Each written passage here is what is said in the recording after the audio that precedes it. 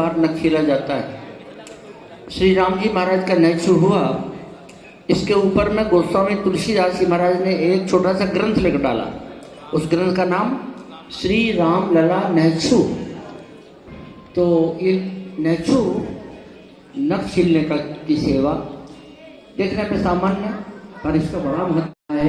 हम आपके मन में भी ये भावना होना चाहिए कि हमें भी लाभ मिल सकता है क्या, हम चल करके उनकी सेवा करें, अरे चरणों का स्पर्श करें और उनका नख छील करके अपने जीवन को, अपने सौभाग्य को मनावें। पर सब लोग अगर वहाँ पहुँच जाएं तो बड़ा व्यवधान हो जाएगा।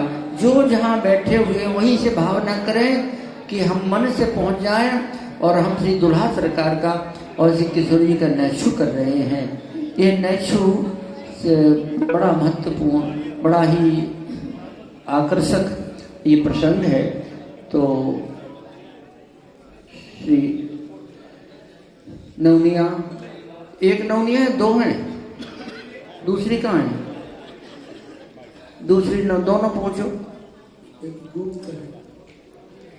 हाँ, दोनों नवनिया पहुंच जाए। बड़ा सौभाग्य है इनका जो नैच्छू करने का सुअवसर प्राप्त हो रहा है।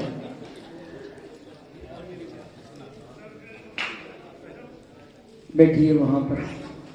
अब आगे से दोनों लोगों को नवनिया ही कहा करिए, इधर उधर की नहीं। ये श्री किशोरी जी और राम जी महाराज की नवनिया है।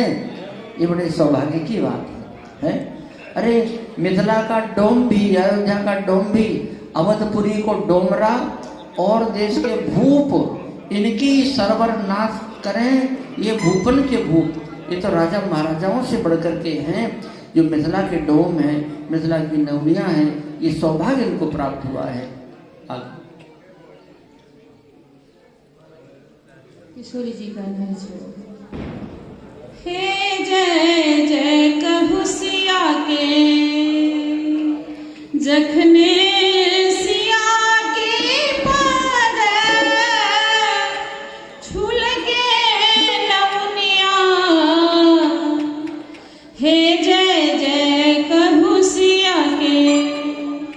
वैसे भी शरीर में दो चीज ऐसे हैं, बाल और नख, जिसको काटते जाओ बढ़ते ही जाता है। और किशोरी जी का नाखून का क्या कहना, दिव्य हीरा मोती के जैसे। तो नाउन का ये भाव है, वो काटेगी नहीं, बस छुआ करके छोड़ देगी। इसलिए नख को छूना है भाव से, इसलिए इसका नाम नैच्छू है। तो नवनिया इस भाव से कह रही है, जखने एक भाव और है।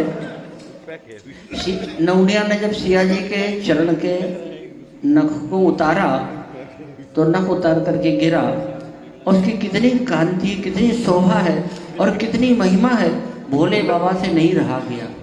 और श्री किशोर जी के चरणों से उतारा हुआ नख उस भोले बाबा ने अपने ललाट पर रख लिया।